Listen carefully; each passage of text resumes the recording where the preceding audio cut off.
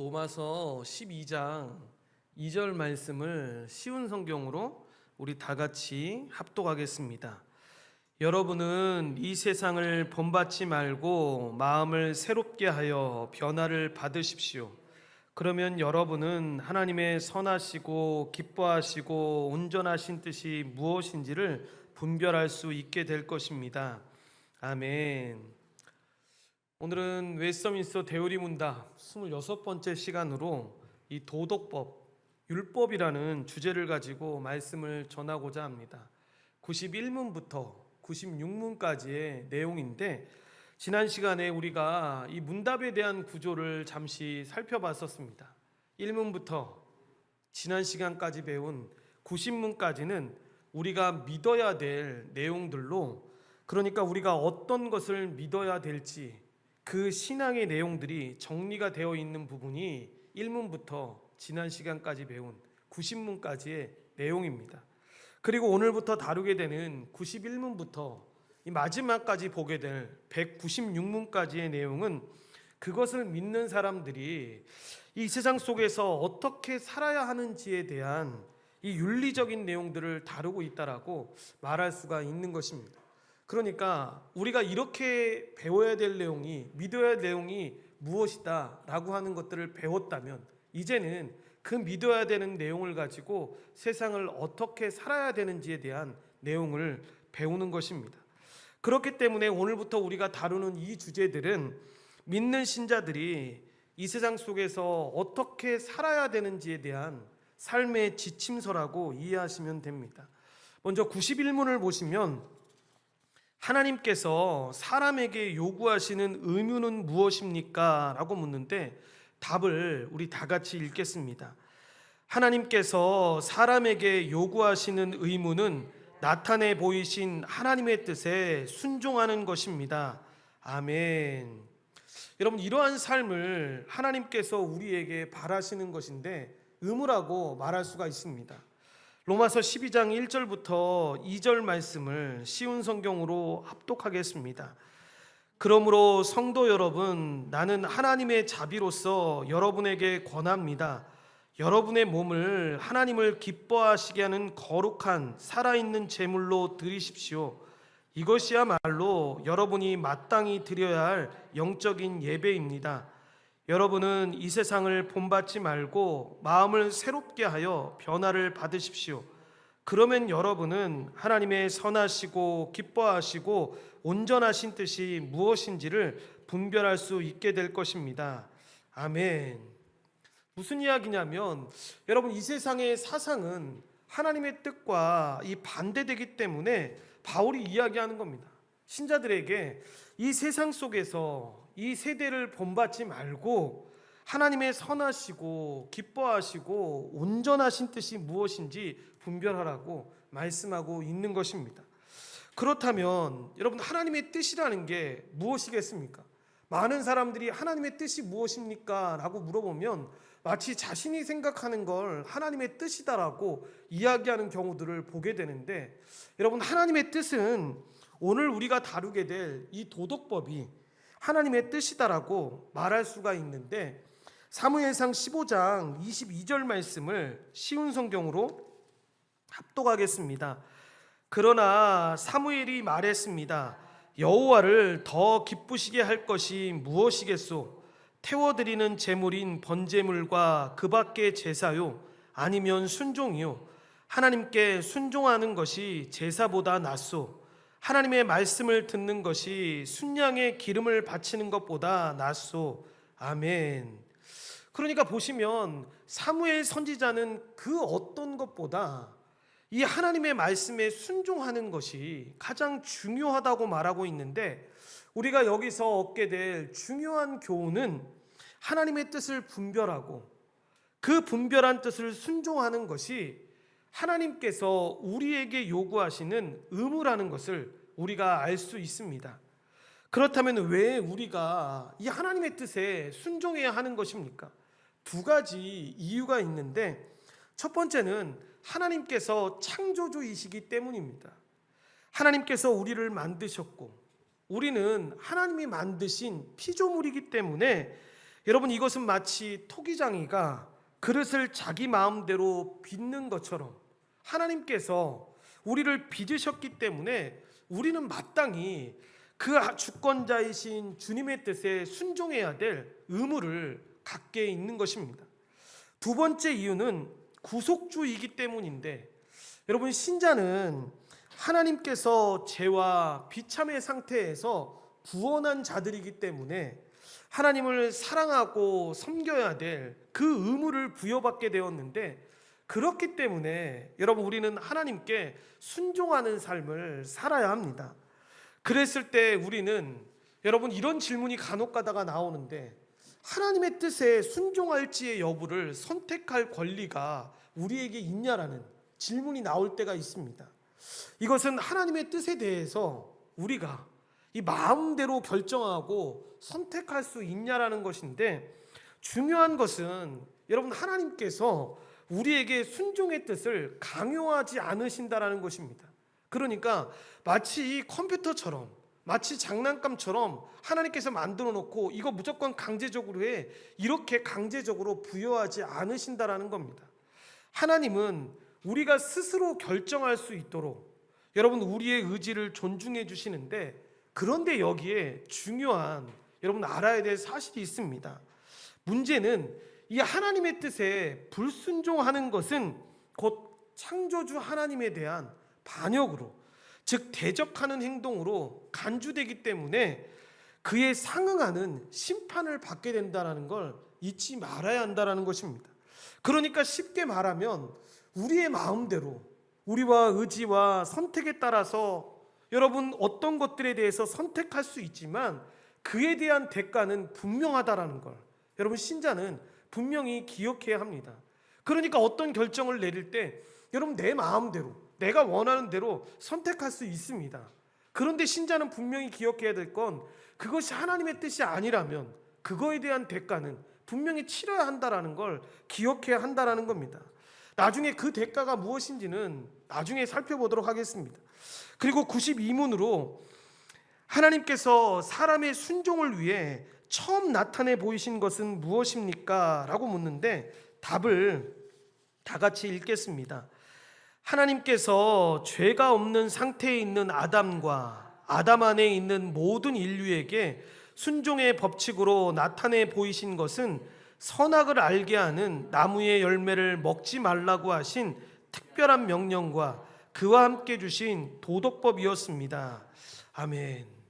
그러니까 죄가 없는, 즉 무죄 상태라고 하는 것은 인간이 범죄하기 이전의 상태를 의미하는데, 에덴 동산 안에서 아담과 하와가 하나님과 함께 교제하면서 이 아름다운 평화를 누리고 있던 그 상태를 의미합니다. 이때, 즉 죄가 없는 그 상태에서 인류에게는 두 가지의 명령이 부여됐습니다. 첫 번째 명령은 선악과를 먹지 말라는 것이었습니다. 사실 이것이 여러분, 명령의 형태로 주어졌지만 이것을 우리는 언약의 개념으로 이해를 한다고 했습니다.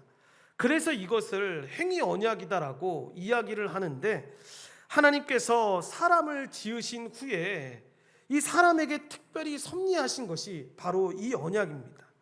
그래서 완전한 순종을 하면 뭐라고 말씀하셨습니까?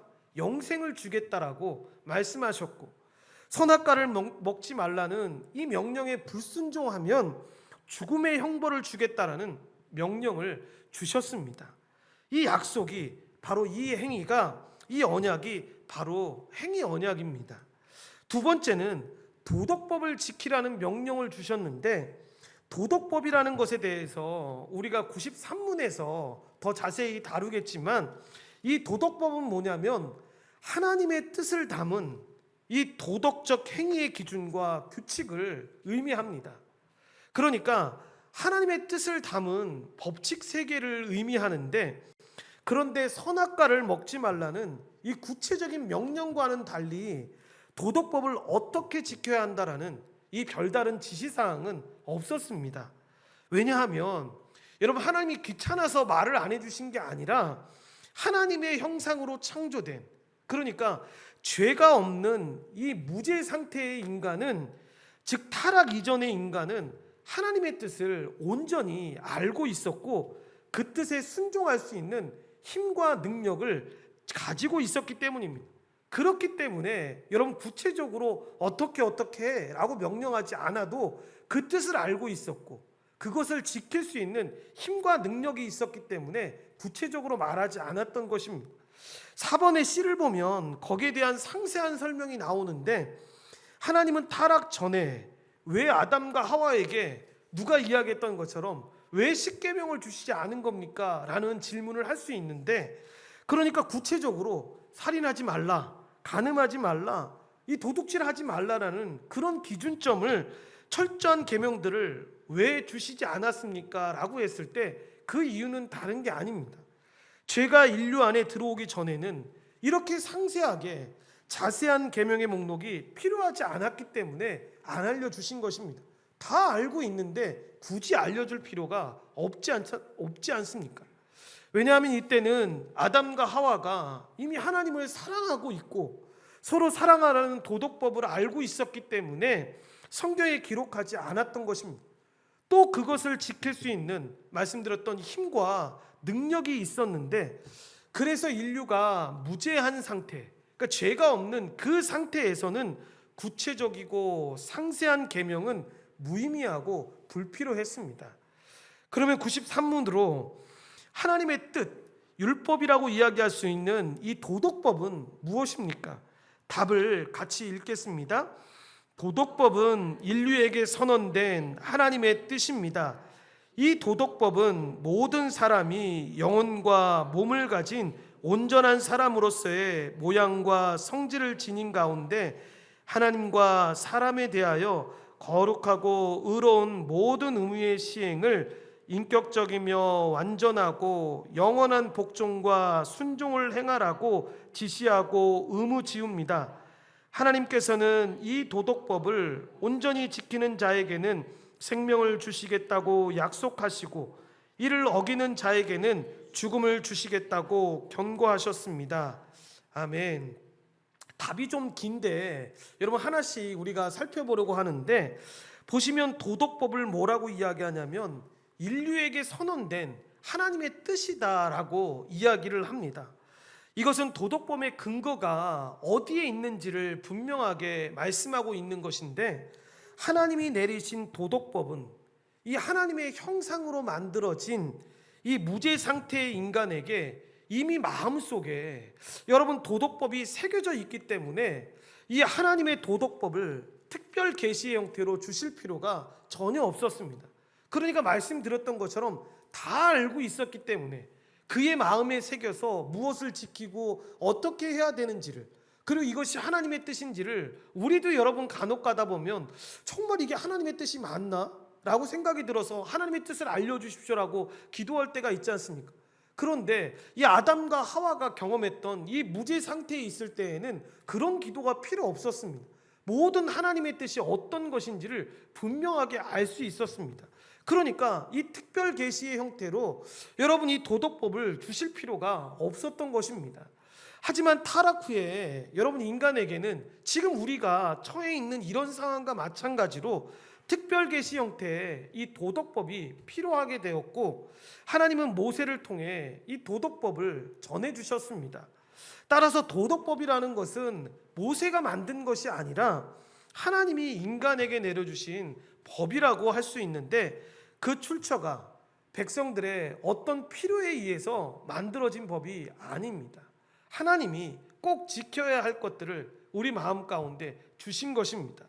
그렇다면 6번 이 도덕법의 의무 내용은 과연 무엇입니까? 라고 했을 때 누가 도덕법에 지배를 받는가 했을 때 여러분 아담 이래 예수님이 재림하시기 전까지 그 주님이 다시 오실 그날까지 지구상에 존재하는 모든 인간은 여러분 이 도덕법의 권한 아래서 이 도덕법을 지킬 의무가 있는데 이렇게 도덕법은 신자뿐만 아니라 믿지 않는 불신자들에게도 적용이 됩니다.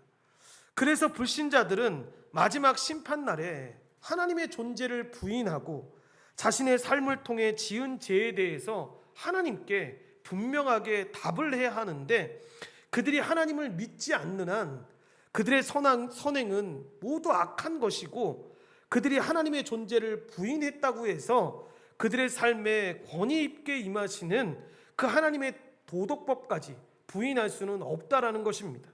이것은 하나님이 주권자이고 불신자들 또한 피조물이기 때문에 그런데, 그러니까 하나님의 권한 아래에 있는, 지구상에 있는, 아니 온 우주에 있는 모든 피조물들은 이 하나님의 규칙 아래에 있는 것이고 마지막 심판날에 그 규칙에 의거해서 모두가 다 심판을 받게 되는 것입니다.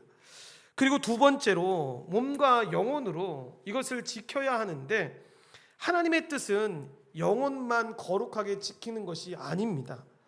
영혼과 몸 모두가 여러분 거룩하게 되는 것이 하나님의 뜻으로, 따라서 우리의 마음뿐만 아니라 몸으로도 여러분 이 도덕법에 순종해야 되는데, 왜 이렇게까지 말씀을 드리냐면, 당시에 여러분이 헬라 철학의 영향을 받은 사람들은 영의 상태만 굉장히 중요하게 생각했습니다. 그러니까 몸은 별로 가치도 없고 그냥 죽으면 끝나는 건데 라고 생각해서 몸에 대한 소중함이, 중요함이 없었습니다.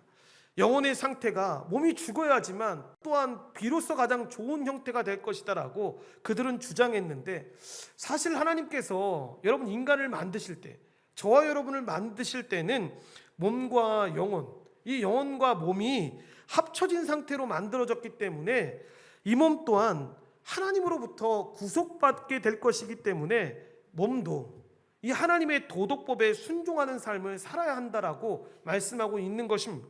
그렇기 때문에 하나님의 도덕법이 무엇인지 이해하고 알고 동의하는 것에서만 그쳐서는 안 되는데, 여러분 우리의 삶을 통해서, 이 우리의 몸을 통해서 이 도덕법을 지켜야 될 의무와 책임이 우리 모두에게 있다라는 것을 기억해야 합니다.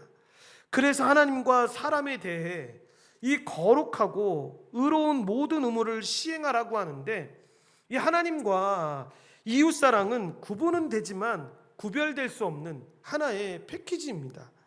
그러니까 예수님은 지극히 작은 자에게 하나 한 것이 나에게 한 것이다라고 말씀을 하시지 않았습니까? 그래서 도덕법은 하나님을 향한 의무뿐만 아니라 사람을 향한 의무도 포함되어 있다는 걸 기억해야 합니다. 하지만 이때에도 우리가 분명히 기억해야 될 것은, 하나님을 사랑하는 것과 이웃을 사랑하는 것이 같은 개념은 아니다라는 사실은 분명히 기억해야 합니다. 하나님을 사랑하는 건 여러분 피조물의 당연한 의무이지만, 이웃을 사랑하는 건 하나님의 명령입니다. 따라서 하나님께 항상 순종해야 하지만 사람에게는 하나님의 뜻 안에서 순종해야 한다는 거, 여러분 이게 하나가 덧붙여진다는 걸 꼭 기억해야 합니다.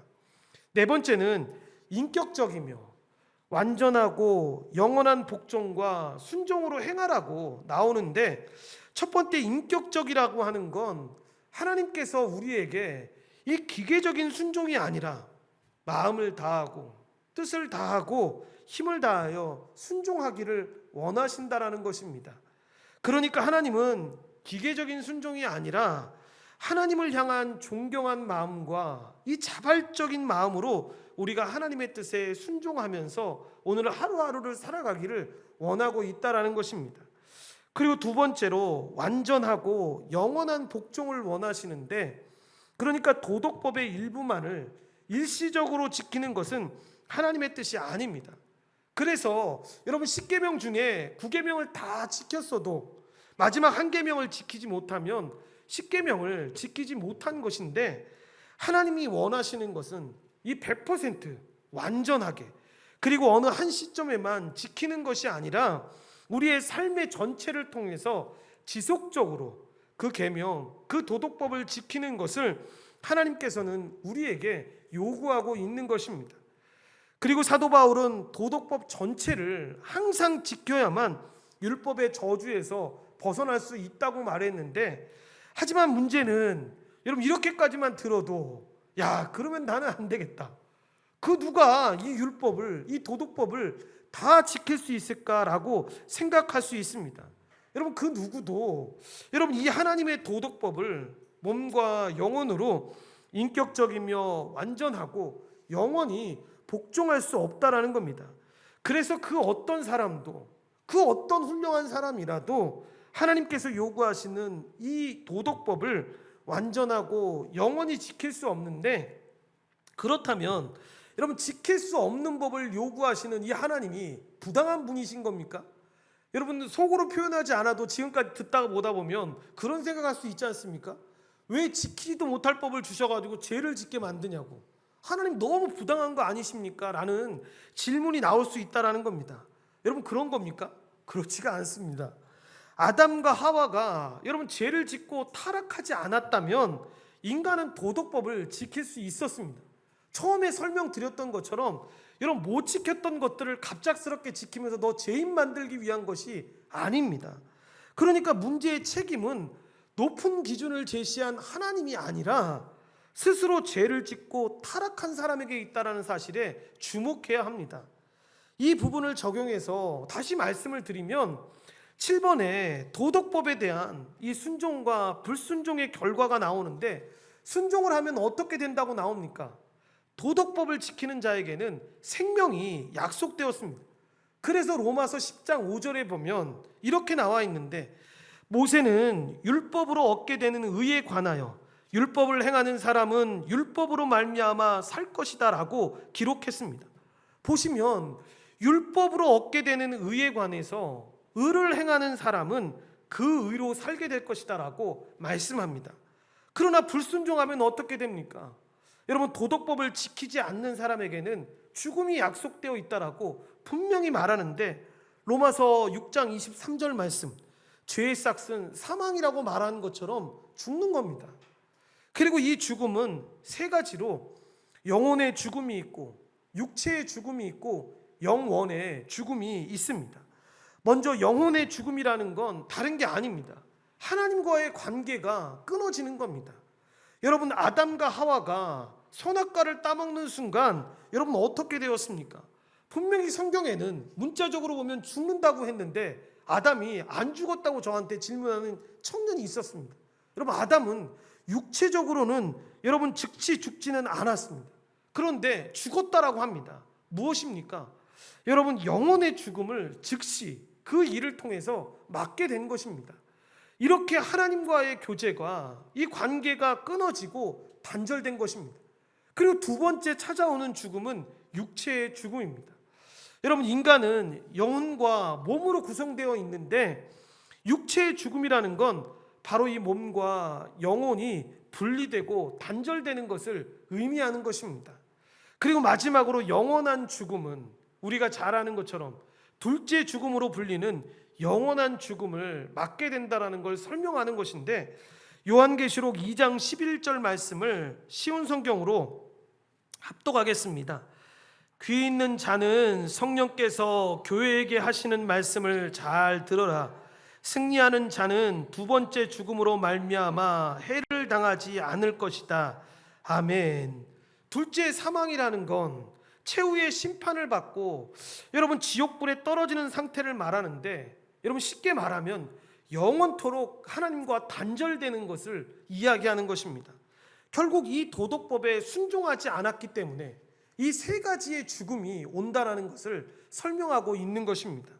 그리고 94문으로 타락 후에도 도덕법이 사람에게 유용합니까? 라고 묻는데 답을 다 같이 읽겠습니다. 타락 후에는 아무도 도덕법으로는 의와 생명에 이를 수 없습니다. 그러나 중생한 사람이든 중생하지 못한 사람이든 모든 사람에게 도덕법은 매우 유용합니다. 아멘. 여러분, 뭐라고 나옵니까? 타락한 후에는 그 어느 누구도 여러분 도덕법으로 의와 생명에 이룰 수 없다라고 이야기하는데, 그러니까 인간이 스스로의 능력으로 자신을 구원할 수 있다라고 하는 주장은 해묵은 오류 가운데 가장 큰 주장입니다. 성경은 절대로 자력 구원이나 이 행위 구원의 가능성을 전면 차단하고 있는데, 성경은 율법이 육신으로 말미암아 연약하여 할 수 없다고 말하고, 율법의 행위로서는 절대로 의롭다함을 얻을 육체가 없다라고 분명하게 말씀합니다. 이것은 율법에, 즉 도덕법 자체에 문제가 있기 때문이 아닙니다. 갑작스럽게 이 도덕법 자체가 효력이 없어진 게 아닙니다. 율법은, 즉 도덕법은 선한 것이고 좋은 것입니다. 율법의 핵심이 무엇입니까? 하나님을 사랑하고 이웃을 사랑하는 것이니까 얼마나 좋은 것입니까? 그래서 하나님께서 사랑하기 때문에 율법을 주신 것인데, 한번 잘 보십시오. 하나님과 이스라엘 백성들이 시내산에서 언약을 맺을 때 하나님이 뭐라고 약속하십니까? 나는 너의 하나님이 되고 너희는 나의 백성이 될 것이다 라고 약속을 하셨습니다. 그러니까 언약을 맺는다라는 건 쉽게 이야기하면 특별한 관계 속에 들어가는 것을 의미하는 것입니다. 언약을 맺기 전에는 분명히 남남이었는데 이 언약을 맺음으로써 이 사람과 나는 특별한 관계가 되었다라는 것을 설명하는 것입니다. 하나님과 인간이, 이 하나님과 이스라엘 백성이 언약을 맺을 때 그 특별한 관계가 잘 되기를 바라는 마음으로, 즉 사랑하는 마음으로 이 율법을 주신 것입니다. 그러니까 자연스레 여러분, 율법은 어떤 것입니까? 좋은 것이고 선한 것입니다. 그런데 문제는 뭡니까? 사람에게 이 문제가 있는 겁니다. 사람이 죄를 짓고 타락하였기 때문에 이 어려움이 생긴 것인데, 타락한 인류는 선을 행할 능력을 상실했습니다. 그래서 이렇게 타락한 인간은 도덕법으로는 의와 생명에 이를 수가 없게 되었는데, 그럼에도 불구하고 오늘 답에 보면 뭐라고 이야기합니까? 이 도덕법은 인류 모두에게 매우 유용하다라고 설명하고 있습니다. 지킬 수 없기 때문에 이 율법은 이제 필요 없는 것 아닙니까? 폐기되어야 되는 것 아닙니까? 라고 말할 수 있는데 그렇지 않다라는 것입니다.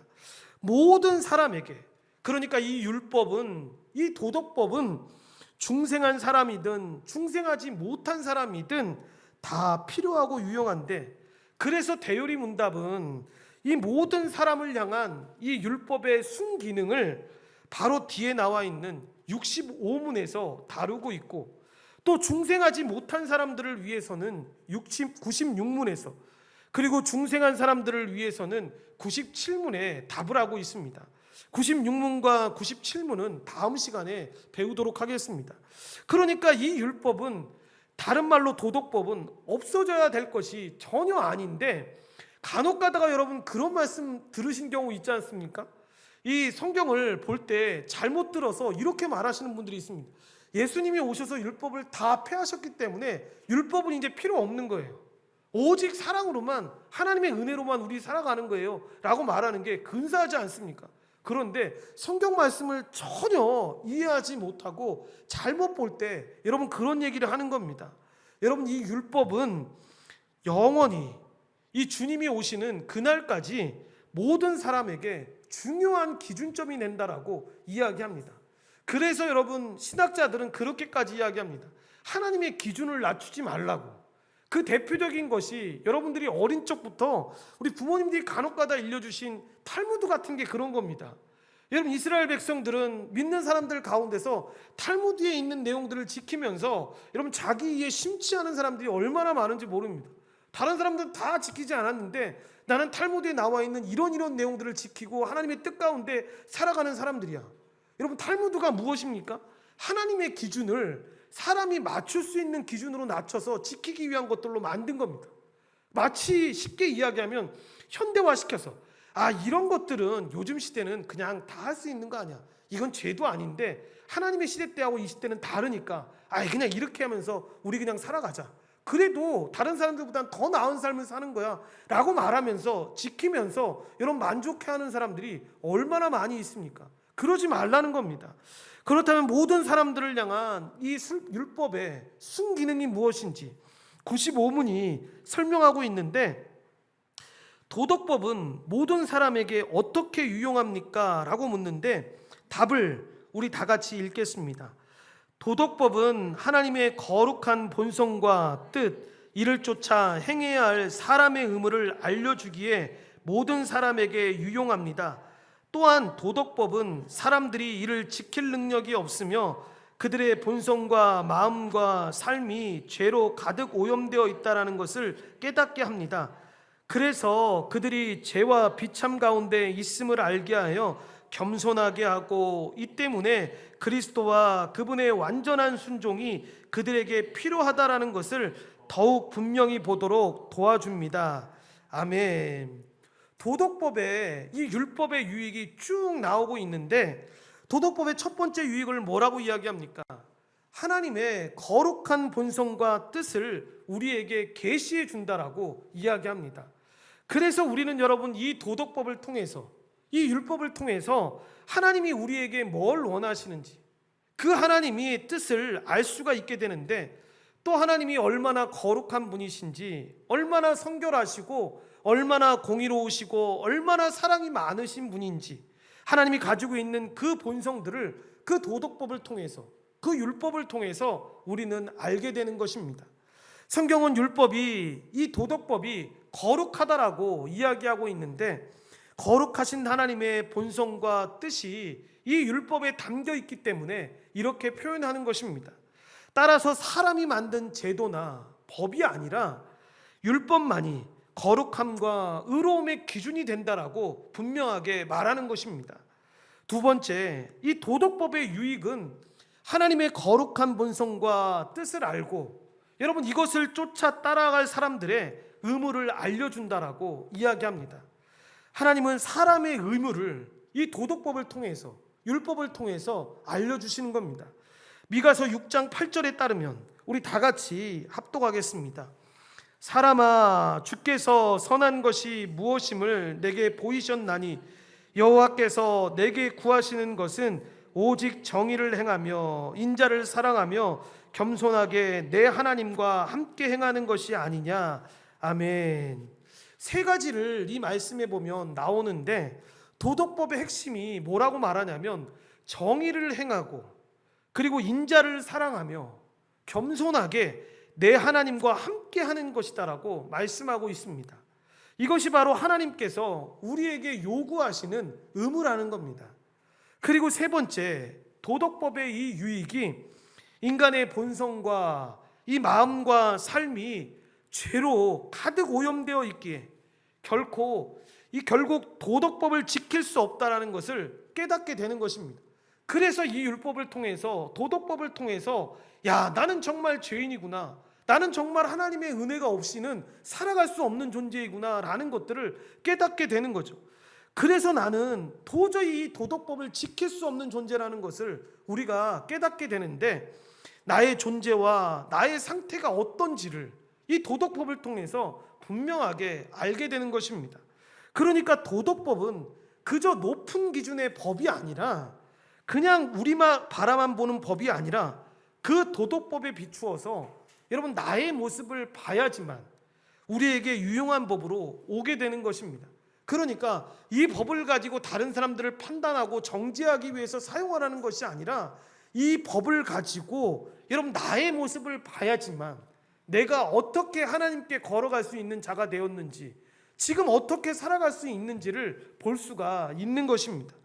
우리는 율법이 선하다는 것을 알고 율법대로 살아야 한다는 것도 압니다. 그런데 우리의 모습을 보면서 우리가 또 아는 것이 무엇입니까? 그러나 율법을 지키려고 하는 순간 거기에 저항하는 우리의 본성이 있다는 것을 우리가 분명하게 알게 됩니다. 이렇게 우리는 율법을 통해서 우리가 얼마나 큰 죄인이라는 것을 여러분 깨닫게 되는데, 죄를 좋아하는 본성이 우리 안에 너무나도 많다라는 것을 여러분 우리가 알게 되는 것입니다. 그래서 복음 중심적인 삶을 산다고 했을 때 여러분, 가장 나타나는 중요한 특징 중에 하나가 뭐냐면, 이 회심의 기간을 기점으로 해서 점점 더 시간이 지나갈수록 하나님의 이 거룩하심에 대해서 여러분 깨닫게 되는 것이고, 또 점점 시간이 지나갈수록 자신의 이 죄와 자신의 죄성을 깊이 깨닫게 되는 것입니다. 이것은 점점 시간이 지나가면서 더 사악해지고 더 여러분 나쁜 사람이 된다라는 게 아닙니다. 이 말씀을 잘못 오해하면, 여러분, 사도 바울이 고백했던 것만 들어봐도 처음에 사도 바울이 자신을 고백했던 것과 마지막에 죽음을 앞두고 주님 앞에 고백했던 걸 보면, 야, 이 사람 살면서 예수 믿으면서 얼마나 그렇게 큰 죄를 졌길래 이렇게 하나님 앞에 말도 안 되게 죄인이라는 고백을 하면서 이렇게 나아갈까라는 생각을 하게 됩니다. 여러분, 이건 사도 바울이 예수 그리스도를 믿으면서 더 큰 죄를 지었기 때문이 아니라 더 은혜가 부어지고 더 하나님의 이 복음 중심적인 생활을 하다 보니까 내가 얼마나 더 큰 죄인인 것들을 이 말씀들을 통해서 보게 되니까 여러분, 그런 말씀들이 나오는 것입니다. 시간이 지나면서 우리도 여러분 이 말씀 앞에 우리의 삶을 비춰보면 복음으로 하나님의 은혜 가운데 더 깊이 다가가면 다가갈수록 우리가 깨닫는 건 뭐냐면, 정말 내가 하나님의 그 뜻을 모르고 살았구나, 정말 하나님 앞에 설 수 없는 큰 죄인이구나 라는 것들을 깨닫게 되는 것입니다. 내가 정말 주님의 은혜가 없이는 살 수 없는 존재라는 것을 깨닫게 되는 것인데, 여러분 더 깊이 그렇게 하나님의 은혜를 깨닫게 되는 것입니다. 율법의 유익이 바로 이것으로 여러분 나의 본 모습을 보게 되는 것입니다. 그러니까 여전히 교만해서 내가 그래도 저 사람보다는 좀 낫지 않나? 내가 저 사람보다는 더 뛰어나지 않나라는 그런 교만함을 깨트려 버릴 수 있는 절대적인 하나님의 기준 앞에서 내가 얼마나 큰 죄인인지를 깊이 깨닫게 하는 그 역할을 하는 것이 바로 이 율법, 도덕법이다라고 말해주고 있는 것입니다. 그래서 네 번째로 겸손히 예수 그리스도와 예수님의 완전한 순종이 필요하다라는 것을 깨닫게 되는데, 결국 이거죠. 첫 번째는 율법을 통해서 자신의 죄와 비참함을 깨닫게 된 인간은 여러분 구원받기 위해 당연히 그리스도를 바라볼 수밖에 없는 것입니다. 두 번째는 예수 그리스도께서 율법의 마침이 되신다라는 것은 율법의 최종 목적이 그리스도께 있다라는 의미입니다. 그래서 하나님께서 율법을 주신 목적은 다른 게 아닙니다. 율법을 통해서 자신의 비참함을 알라는 겁니다. 얼마나 하나님 앞에 다가갈 수 없는 존재라는 걸 깨달아서 더욱 간절하게 예수 그리스도를 바라보라는 것입니다. 그래서 그리스도의 완전한 순종을 통한 이 의의 전가를 받는 것이 얼마나 큰 은혜이고 유일한 구원의 길이라는 것을 깨달으라는 것인데, 이것이 율법이 우리에게 주는 네 번째 유익입니다. 그래서 95문답 마지막에 이렇게 이야기하고 있는데, 그분의 완전한 순종이 그들에게 필요하다는 것을 더욱 분명히 보도록 도와준다. 만약에 율법이 우리가 죄인이라는 것을 깊이 깨닫는 것에서만 그 기능이 끝난다면, 여러분 한번 생각해 보십시오. 율법이 우리에게 이렇게 큰 저주로 다가오는 것이 어디에 있겠습니까? 이것처럼 우리에게 무서운 것이 어디 있겠습니까? 그런데 그렇게 무서움으로 끝나는 것이 아니라 여러분 이렇게 뒤에 예수 그리스도를 바라보고 예수 그리스도 안에 소망이 있고 예수 그리스도를 의지하고 나아가야 된다는 걸 깨닫는 겁니다. 그래서 사도 바울도 이 율법과 복음을 비교하면서 이 기능을 부각시켜서 우리에게 설명하고 있지만, 실제로 율법은 결국에는 우리를 예수 그리스도를 바라보게 하고 예수 그리스도로 나아오게 하는 이 초등교사의 역할을 하게 되는 것입니다. 그러니까 우리를 예수님께 인도하는 이 기능을 이 율법이 감당하고 있는 것인데, 이것을 정리해 보면 율법이 우리에게 주는 네 가지의 분명한 유익이 있다는 걸 기억해야 합니다. 첫째는 하나님의 본성과 하나님의 뜻이 무엇인지를 우리에게 분명하게 알려주시고, 두 번째는 그것을 알고 있는 사람이 어떤 의무를 갖고 있는지를 알게 합니다. 그리고 세 번째는 나 자신이 어떠한 존재인지를 알게 하셔서 네 번째 예수 그리스도께로 나오게 할 수 있는 초등교사의 역할을 한다라고 말할 수가 있는 것입니다. 이렇게 율법은 좋고 선한 것으로 이런 유익한 기능을 우리에게 주어서 우리가 예수 그리스도를 바라보고 주님 앞에 나아갈 수 있게 만드는 것입니다. 결론적으로 몇 가지의 적용을 말씀드리려고 합니다. 먼저 교리가 윤리로 연결된다는 걸 기억해야 하는데, 우리가 무엇을 믿어야 하는지를 알게 된 신자는 여러분 삶을 통해서 그것을 이루고 순종하게 됩니다. 그래서 순종이 없는 이 지식은 아무런 열매를 맺을 수 없고, 순종이 없는 신자는 신자라고 말할 수도 없는 것인데, 우리가 90번까지 우리가 무엇을 믿어야 할지에 대한 내용을 배웠었습니다. 그리고 오늘부터 이 세상에서 우리가 어떻게 살아야 되는지에 대해서 배우게 되는데, 이렇게 배울 때 중요한 것은 머릿속으로만 알게 되고 실제로 우리의 삶 속에서 이것들에 대한 순종이 없다면 그것은 우리에게 아무런 유익도 가져올 수 없다라는 걸 우리는 분명하게 기억해야 합니다. 그렇게 머리에만 남는 지식은 결국에는 잘못된 종교인을 만들어서 아무런 열매를 맺지 못하게 한다는 것. 오히려 자기만 열매를 맺지 못하는 게 아니라 마치 그 모든 것을 아는 것처럼 이야기하면서 다른 사람까지도 여러분 열매 맺지 못하게 하는 길로 인도하게 되는 것입니다. 그러면 말씀드린 대로 아무런 순종이 없는 자이기에 여러분 신자라고 말할 수도 없다라는 것입니다. 그래서 사실 신자가 가지고 있는 믿음은 양면이 있다라는 걸 우리가 기억해야 하는데, 믿음과 순종, 이 순종과 믿음이 동전의 양면처럼 같이 있는 것이기 때문에 그것을 알고 있는 사람이라면 여러분 믿음과 순종은 자연스레 함께 나와야 한다는 걸 잊지 말아야 합니다. 이렇게 우리가 배우고 있는 이 교리들이 우리의 삶 속에서 실제적으로 실천이 되어서 이 열매 맺는 삶을 살아야 하는데, 왜 우리가 여러분 이렇게 늦은 시간에 모여서 공부하고 이 말씀들을 살펴보는 것입니까? 결국에는 우리의 삶의 변화입니다.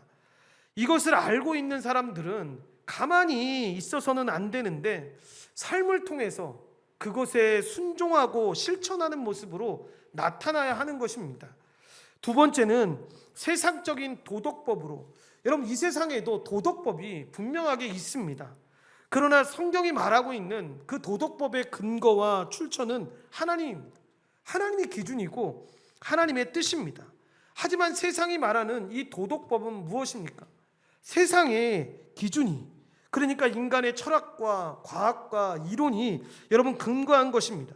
그러니까 여기에는 하나님의 뜻이나 하나님의 마음이 전혀 반영되어 있지 않는데 오로지 인간의 양심, 그것도 타락한 양심에 따라서 만들어 놓은 것이 바로 세속적인 도덕법입니다. 그래서 이 견해에 따르면 이 우주는 우연히 존재하는 것이고 이 시작도 끝도 알 수 없는데, 만약 하나님이 존재하신다면 하나님 역시도 그들은 그를 초월하는 이 도덕법의 지배를 받는다라고 이야기합니다. 그래서 만약에 여러분 이 세속적인 도덕법의 기준을 삼아서 우리의 성경에 나오는 욥기 같은 것을 한번 본다고 생각해 보십시오. 그러면 정말 하나님은 나쁜 분 아닙니까? 세상적인 기준은 어떻습니까? 알 수 없는 고통을 계속해서 주시는 분이니까 여러분 하나님은 이상한 분이고 나쁜 분이죠. 이 세상적인 기준으로 보면 사람들이 개념들이 있고 기준이 있지 않습니까? 뭡니까? 사람이 착한 일을 하면 착한 일이 일어나고 나쁜 일을 하는 사람들은 나쁜 결과를 얻는다는 이 권선징악의 생각들이 분명하게 있지 않습니까? 그런데 욥기를 보다 보면 여러분 그 생각들이 완전히 깨어지는 거 아닙니까? 그러니까 세상적인 도덕법에 근거한다면 욥기에서 하나님은 굉장히 포악하고 정말 어떻게 이게 신이라고 할 수 있을까? 어떻게 이게 피조물을 사랑하는 존재라고 말할 수 있을까라고 볼 수 있는데, 여러분 하나님은 주권자입니다. 물론 여러분 하나님은 자신의 뜻대로 온 우주를 다스리시고 섭리하시는 하나님이십니다. 욥기 역시도 마지막에 가서는 비로소 그들이 말하는 것보다 더 큰 하나님의 은혜로 그들을 붙잡아 주시고 하나님의 뜻이 있음을 분명하게 설명하고 있는데, 그러니까 세속에서 말하는 그 도덕법과 성경이 말하는 이 도덕법은 분명한 차이가 있다는 것, 그래서 출처와 결과에 이르기까지 너무 다르다라는 것을 기억해야 합니다. 세 번째는 도덕법의 기준으로 이 하나님의 도덕법은 단순히 우리가 착한 사람이 될 것을 요구하지 않고 전적으로 완벽한 사람이 될 것을 요구합니다. 그러니까 단순히 착한 사람이 되는 것과 인간의 평균보다 더 나은 사람이 되는 것을 말하는 것은 여러분 분명히 기억해야 되는데, 하나님의 표준과 기준을 낮추는 행위입니다. 하나님은 단순한 선함이 아니라 절대적인 도덕적 표준을 요구하십니다. 하나님만큼 하나님처럼 하나님과 대응할 수 있는 자로서, 우리에게 그 기준을 요구하고 있는 것인데, 여러분 이런 표현이 적절할지 모르겠지만 급이 안 맞는다라고 이야기하지 않습니까? 여러분 별로 좋은 표현은 아닌데, 너가 나랑 놀기에는 급이 안 맞는다고 이렇게 이야기하면서 딸을 놓을 때도 있지 않습니까? 그런데 하나님은 우리와 교제하시기 위해서 하나님의 정도의 급이 우리가 되기를 원하신다라는 겁니다. 이것은 하나님의 기준만큼 사람이 되기를 원하시는 모습인데, 그렇기 때문에 인간을 하나님의 형상으로 만드신 겁니다. 동물과 같이 만들지 않으시고 하나님의 형상을 가지고 그렇게 만드셔서 하나님과 교제하기 위해서 만드신 겁니다. 그렇기 때문에 하나님께서 우리에게 그러한 모습을 요구하시는 것인데, 너희가 이 정도쯤 돼야 나와 교제할 수 있다는 걸 설명하는 겁니다. 하지만 그 기준을 알게 됐을 때 여러분, 인간이 처음 갖게 되는 감정이 뭐겠습니까? 좌절입니다. 좋은 거 알겠습니다, 목사님. 그런데 죽었다 깨어나도 저는 그렇게 살 수 없을 것 같습니다. 이건 우리가 할 수 없는 거구나. 내가 어떻게 해도 하나님을 만족시킬 수가 없어 라고 하는 대답을 할 수 있습니다. 그런데 이 모든 사실들은 인간이라면, 신자라면 다 깨닫는 것입니다. 그렇다면 하나님의 요구가 말씀드렸던 것처럼 부당하다고 말해야 하는 것입니까? 아닙니다. 솔직히 이 율법, 이 도덕법을 지킬 수 있는 사람은 아무도 없습니다. 그렇다면 부당한 분이냐? 그렇지도 않습니다. 만약 아담과 하와가 죄를 짓지 않았다면, 죄를 범하지 않았다면 모든 인류는 지금도 이 표준에 이르러서 하나님과 교제하면서 살았을 것입니다. 그러니까 이 표준이 인간이 도달하기에는 너무 높은 표준이 된 건 인간의 타락 때문이지 하나님 때문이 아니라는 것입니다. 이렇게 하나님의 표준은 인간을 창조하신 이후로 여러분 변한 것이 없습니다. 변한 것은 하나님의 표준이 아니라 바로 인간의 여러분 모습인 것입니다. 마지막으로 결국 그리스도를 향해, 그렇기 때문에 너무나도 높고 도무지 지킬 수 없는 율법 앞에서 인간은 자신을 되돌아볼 수밖에 없는 것인데, 결국 자신의 본성과 마음이 오염되어 있기 때문에 여러분 죄의 비참한 상태에서 벗어날 수 없다라는 걸 깨닫게 되므로 좌절할 수밖에 없습니다. 하지만 성경은 절대적인 도덕법을 제시하면서 그의 성품 안에서 절대적인 도덕적 완전함을 충만하게 이루신 그리스도를 여러분 선포하고 있습니다. 쉽게 설명하면 우리를 위해서 죽고 부활하신, 지금도 하나님의 우편에서 자정하고 계신 그 예수 그리스도를 바라보라고 말씀하고 있는데, 그러니까 이 네 번째 율법의 기능을 지금 이야기하고 있는데, 여러분 그냥 우리를 좌절시킬 뿐만 아니라 그 도덕법이, 여러분 이 율법이 그리스도를 가르쳐주고 있고 그리스도를 선포하고 있기 때문에 우리는 우리의 눈을 돌려서 예수 그리스도를 바라보고 그분께 우리의 소망을 두고 회개와 믿음으로 주님 앞에 나아가게 되는 것입니다. 따라서 율법은 좋은 것으로 초등교사의 역할을 지금도 하고 있는데, 우리로 하여금 믿음으로 말미암아 의롭다함을 얻게 하려는 이 갈라디아서 3장 24절의 말씀이 이루어지게 만드는 것입니다. 갈라디아서 3장 24절 말씀을 쉬운 성경으로 다 같이 합독하겠습니다. 그리스도께서 오시기 전까지는 율법이 우리의 선생이었습니다. 그러나 그리스도께서 오신 뒤에는 우리가 믿음으로 인해 의롭다함을 받을 수 있게 되었습니다. 아멘. 그러니까 오늘 말씀을 통해서 우리가 분명히 기억해야겠습니다. 율법이 좋은 것이고 선한 것이고, 그 율법을 통해서 우리가 예수 그리스도에게까지 나아가게 되는 이런 은혜가 우리에게 임하게 되었다라는 것. 그리고 시간이 지나면서 상당 부분을 이 도덕법의 내용인 십계명의 내용을 이 웨스트민스터 대우리 문답에 나오는 것들을 보게 됩니다. 여러분, 우리가 인생을 살아가면서 많은 어려움들을 겪게 되고 많은 문제들을 겪게 될 그때에도 이 하나님의 말씀은 우리에게 길이 되어서 우리의 길을 알려줍니다. 그리고 우리가 정말 그 길에서 넘어져서 일어서지 못할 그때에도 하나님은 하나님의 말씀으로 일어설 수 있게끔 우리를 붙잡아 주십니다. 그리고 그것이 하나님의 뜻인지, 그 하나님의 말씀을 통해서 우리에게 분명하게 조명하십니다. 그래서 그것이 하나님의 말씀이라면 그 말씀을 의지하고 살아갈 수 있게끔 우리를 인도해 주십니다. 그렇기에 이 도덕법, 나오는 이 율법의 내용들을 잘 기억하시고 좋은 것, 선한 것으로 여겨서 이 율법이 우리에게 주시는 선한 기능, 이 순기능을 잘 기억해서 오직 더 예수 그리스도를 바라보고 주님 앞에 나아가게 되는 그런 하나님의 은혜가 넘쳐나게 되기를 간절히 축원드립니다. 기도하시겠습니다. 하나님 감사합니다. 하나님의 은혜 가운데 주의 백성들을 불러주시고 인도하여 주셔서 우리에게 주신 그 율법이 지금 당장 폐기되어야 될 율법이 아니라 주님이 다시 오실 그날까지 그 율법이 우리에게 큰 역할을 하고 있음을 오늘 말씀을 통해서 우리가 살펴보았습니다. 이 도덕법, 즉 율법을 통해서 우리는 예수 그리스도 앞에 더 다가가게 됩니다. 우리의 죄됨을 이 율법을 통해서 우리는 보게 됩니다. 우리 안에서 근거를 찾을 때 우리는 누구보다 더 나은 모습이 있다라는 이유로 만족해하고 행복해할 때도 있지만 이 율법 앞에서 누가 하나님 앞에 설 수 있다라고, 누가 이 율법 앞에서 하나님의 은혜를 받을 수 있는 자라고 고백할 수 있는 자가 있겠습니까? 이 율법 앞에서 우리는 오직 예수 그리스도를 바라봐야 한다라는 사실, 우리 안에는 어떠한 소망도 없다라는 그 좌절을 하면서 예수 그리스도를 바라보게 됩니다.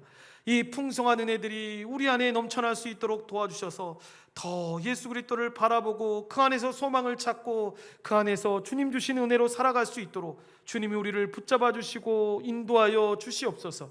모든 걸 주님께 감사드리오며 예수님의 이름으로 기도드리옵나이다. 아멘.